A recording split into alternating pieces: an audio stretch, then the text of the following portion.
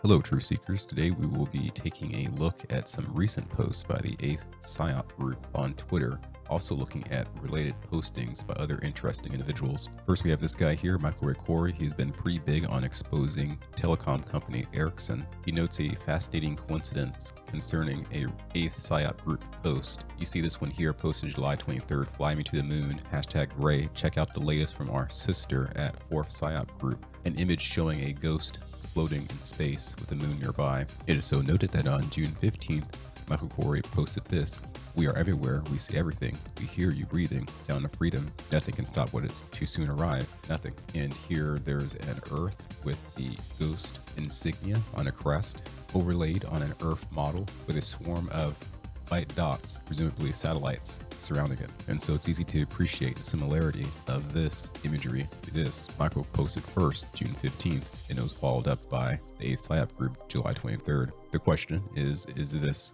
synchronicity, coincidence, or did this particular group take inspiration from Mike's post? Michael also notes that the post was retweeted by Ezra Cohen. Searching Ezra's Twitter, I could not find the image post. However, I did find that he posted a link to the video itself among the stars. We'll click through here. In case you missed it, I did a video analyzing the new 4th POG advert on its different symbolic levels. If you like, you can link through top right corner. Ezra Cohen is a former government official who served as a senior director for intelligence on the National Security Council in the United States. He has a background in national security and intelligence, having worked for various government agencies, including the Defense Intelligence Agencies and the Central Intelligence Agency. During his time in the Trump administration, Cohen was involved in controversial events such as disclosure of classified information related to surveillance. He was briefly removed from his position in 2017, but later returned to a different role within the government. Cohen has been described as a loyalist to President Trump and was seen as an advocate for a more robust approach to intelligence gathering and analysis. Some additional notes derived from the Wikipedia article. In May 2020, Cohen was appointed as Deputy Assistant Secretary of Defense for Counter Narcotics and Global Threats. By September that year, he had been promoted to Acting Assistant Secretary of Defense for Special Operations and Low-Intensity Conflict. In December, Cohen was appointed by Trump to chair the Public Interest Declassification Board. Cohen is a member of the Union League of Philadelphia, a Republican-leaning patriotic society. Some adherents to the 17 consp theory believe that Cohen to be the eponymous 17, a belief Cohen said he found disturbing. In a January 2021 interview, he criticized Trump administration for not doing more to delegitimize 17. He famously gave us this speech. Today, the Department of Defense has started the process of formalizing what we have long known: the fundamental role of U.S. Special Operations in defense and foreign policy, by elevating Special Operations Forces to a level on par with military departments as authorized and directed by Congress. As we enact these reforms, we follow the vision of President John F. Kennedy, who predicted the rise of Special Operations nearly 60 years ago. He foresaw, quote, "another type of war, new in its intensity, ancient in its origin, that would require a whole new kind of strategy, a wholly different kind of force, forces which are too unconventional to be called conventional forces, which are growing in number and importance and significance." President Kennedy gave these remarks at the opening of the nuclear age, when the Pentagon was primarily organized to plan and direct large conventional operations against superpowers, not special operations short of overt declared conflict. The global demands for special operations forces then and now has confirmed President Kennedy's foresight. And now, under the leadership of President Trump, we are fully realizing President Kennedy's prescient view of special operations forces. It is fitting that we are again entering an era of great power competition as we gather to affirm the importance of the special operations community. Then as now, I know special operations forces will play a vital role, and by the historic reforms we have enacted today, we will ensure Special Operations Forces has a civilian advocate commensurate to the secretaries of the other military departments. I am honored to serve as your service secretary. Thank you very much. And later he promoted this obscure video. What does that mean? Now let's take a moment to review the 8th Psyop Group's postings. Before the current cropping of postings, the last post was May 27, 2021, the USA SOC Memorial Day ceremony, a day of remembrance. Preceding this date, you have posts that look like this. Jumping back into the work week, here you see the ghost on a patch. Psyop 37F Airborne Paratrooper. You have this, range days affect the rest of your days. Promotion of a book, this is March 10th, 2021. Change of responsibility, 8th Psychological Operations Group Airborne. You have authors listed. The background with the yellow roses and the black cloth suggests imagery of graduation or funeral or some other traditional public occasion. Now let's scroll to the new posts. So on June 27th of this year, we get the intro post, We're Back, featuring Shaq.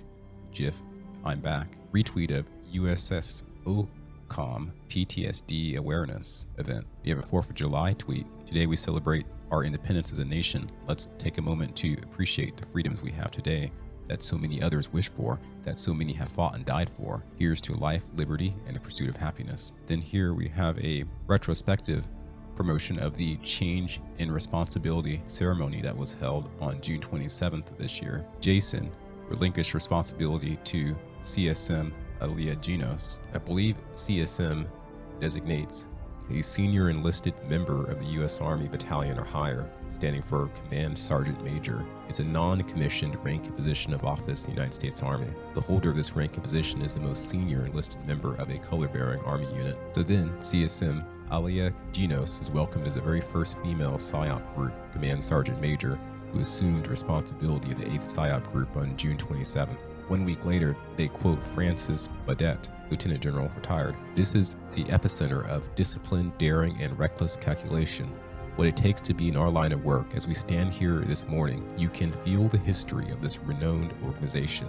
This very auditorium is a place of honor. They announced a memorial service of Sergeant at the Staff Sergeant ranking, Michael A. Dickinson. 5 days later, they post this. We are the ghostly whispers that turn the gears of minds and hearts in a grand machine of perception. I wonder, is me whoever operates this Twitter account? 1 day later, we have this philosophical celebration of gray and the gray beret. In the realm of understanding, the gray unveils the beauty of shifting perceptions. Embracing the shades of gray allow us to see beyond simplistic notions of good and evil, revealing the intricacies that shape human behavior and the complexities of moral choices. July 21st, we have this retweet of ASOMF. Did you know that Barbie has over 200 careers?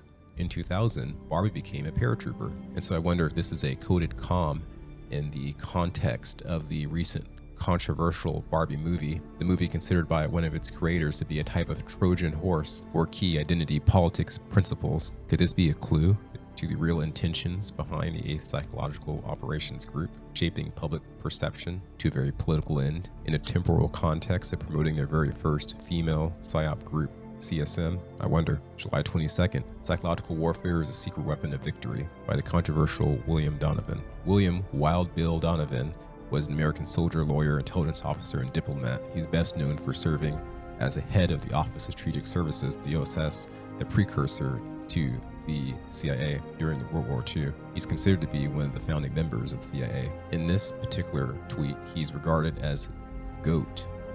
Psychological warfare is a secret weapon of victory. July 23rd, they post this quote of Oscar Wilde, I'm so clever that sometimes I don't understand a single word of what I'm saying. In response to their previous post by Sun Tzu, the whole secret lies in confusing the enemy so that he cannot fathom our real intent. We didn't have a promotion with hashtag Barbie the movie, hashtag girl power, hashtag greatest of all time, hashtag gray. In image, the whole secret lies in confusing the enemy so they cannot fathom our real intent. Then that leads to the Slater post, Fly Me to the Moon, promoting the sister organization 4th Psyop Group. Then we have a pop quiz on July 24th. When was the first United States Army group activated? What was their mission? No cheating. Then on the 25th, we have this quote: "We must recognize that the information warfare, the battle of the hearts and minds of the global audience, is just as heavy a priority as the military operation itself, and the tactical events on the battlefield must feed the narrative." James Mad Dog Mattis. And here they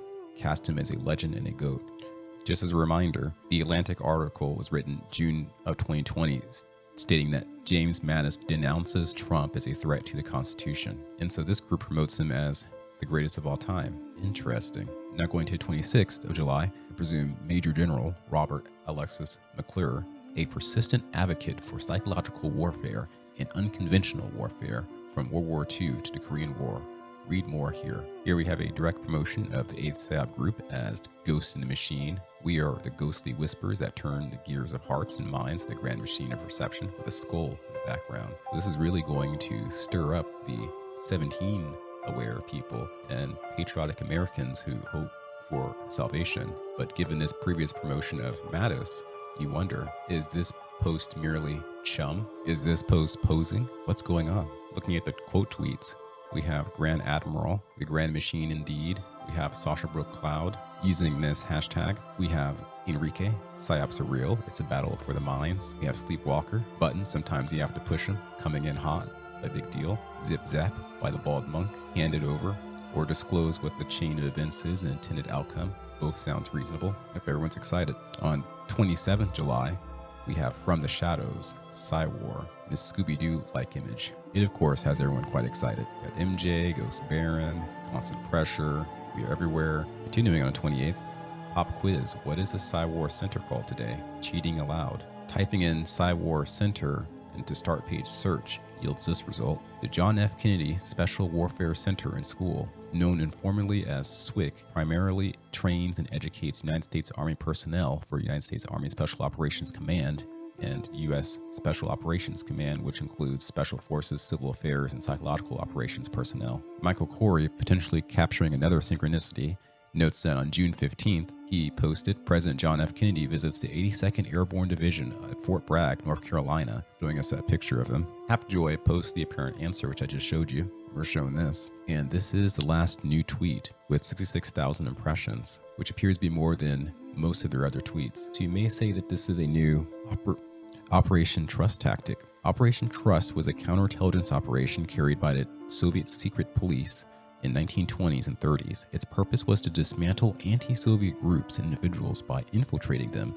with agents who pretend to be fellow conspirators. The operation was designed to gain the trust of these individuals and gather information on their activities and members, ultimately leading to their arrest and elimination. They used a variety of methods to gain the trust of the targeted individuals and organizations. They established underground networks and created elaborate scenarios to make it seem like they were a part of the same anti-Soviet movement. Now, I'm not saying for sure that's what's going on here, but I can say that as of the current date, with the known control of the United States and the extreme political maneuvering to continue to have control, it would not be surprising if there are networks of thousands of spies who seek out patriotic individuals and influencers using the carrot of a military transformation of government to attract the thought leaders, guiding them along, ultimately discouraging the needed networks and associations the patriotic civilian thought leaders would make to truly save the country. It's important to analyze the subtle clues and hints in order to vet the real purpose, as obvious or unobvious as it may seem, in order to determine if there is an agenda of sorts afoot. Because of the genius scheming by those in power and their attempt to remain in power, the winners of this new information age will be those who can suppress the internal urge to fall into confirmation bias or overreact to words, symbols, and images that confirm their own beliefs, suppressing the intensity of the white and black emotions, thereby remaining gray, like a Mace Windu, keeping the light and dark understandings in balance, keeping the hope and skepticism in balance. Those are my thoughts.